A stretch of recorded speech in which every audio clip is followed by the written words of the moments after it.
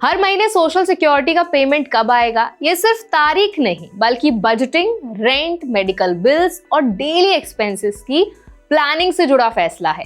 फरवरी 2026 में लाखों बेनिफिशियरीज को पेमेंट 11 फरवरी को मिलेगा, लेकिन हर किसी को नहीं। असली फर्क पड़ता है बर्थ डेट, बेनिफिट टाइप और SSA के ऑफिशियल पेमेंट रूल से। तो आज इस वीडियो में हम क्लियर तरीके से समझेंगे कि 11 फरवरी को कौन एलिजिबल है, किसे पेमेंट अलग तारीख पर मिलेगा, SSI और डुअल बेनिफिशियरीज का शेड्यूल क्या है और 2026 के COLA एडजस्टमेंट का आपके मंथली अमाउंट पर क्या असर पड़ेगा, ताकि इंडियन फैमिलीज जो US में रहते हैं वो कंफ्यूजन के बिना अपनी फाइनेंशियल प्लानिंग कर सकें। तो चलिए फिर जल्दी से वीडियो को स्टार्ट करते हैं। हाय, मेरा नाम है वर्षा दुबे और आप मुझे देख रहे हैं NBT टेक एड पर।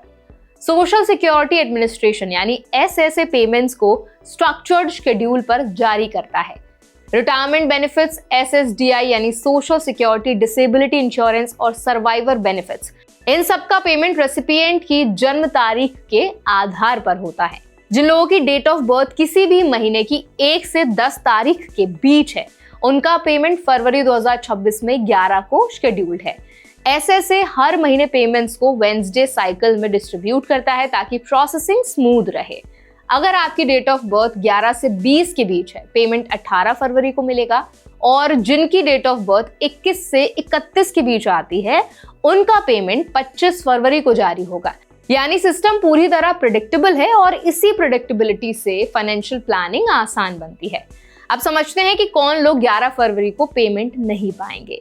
एक अलग कैटेगरी उन बेनिफिशियरीज की है जो मई 1997 से पहले से सोशल सिक्योरिटी ले रहे हैं। इन लॉन्ग टर्म रेसिपिएंट्स का पेमेंट डेट ऑफ बर्थ से जुड़ा नहीं होता, उन्हें हर महीने की तीसरी तारीख को पेमेंट मिलता है। फरवरी 2026 में ये पेमेंट पहले ही 3 फरवरी को जारी हो चुका है। दूसरी अलग कैटेगरी है SSI यानी supplemental security income beneficiaries. SSI needs based program है, ये वर्क क्रेडिट पर नहीं चलता। आमतौर पर SSI पेमेंट हर महीने की पहली तारीख को हो जाता है, लेकिन फरवरी 2026 में पहली तारीख संडे पड़ने के कारण पेमेंट एडवांस होकर 30 जनवरी को जारी किया गया। ये एडजस्टमेंट SSA का स्टैंडर्ड रूल है। वीकेंड या हॉलिडे पर पेमेंट पहले भेजा जाता है।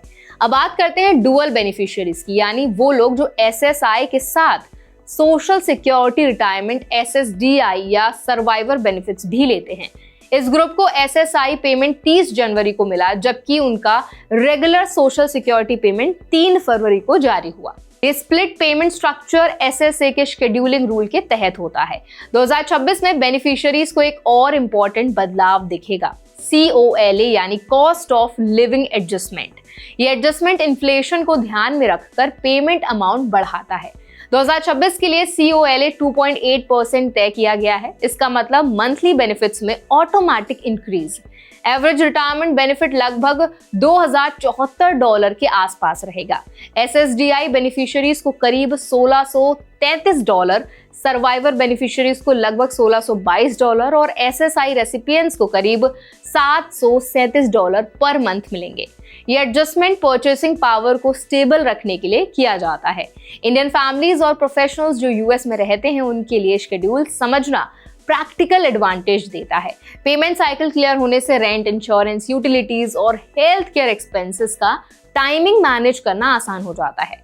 SSA रूल्स प्रिडिक्टेबल हैं, लेकिन मिसअंडरस्टैंडिंग, डिलेज या एंजाइटी पैदा कर सकती है। इसीलिए birth date based schedule, SSI timing और COLA इम्पैक्ट की जानकारी रखना बहुत जरूरी होता है।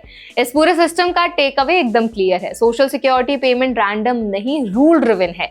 सही तारीख जानना फाइनेंशियल स्टेबिलिटी की प्लानिंग में मदद करता है। अवेयरनेस से अननेसेसरी स्ट्रेस कम होता है और मंथली बजटिंग स्ट्रक्चर्ड बनती है। तो आई होप ये वीडियो आपके लिए हेल्पफुल रहा होगा। अगर वीडियो आपको पसंद आया हो, हेल्पफुल लगा हो, तो उसको लाइक जरूर करें, शेयर जरूर करें।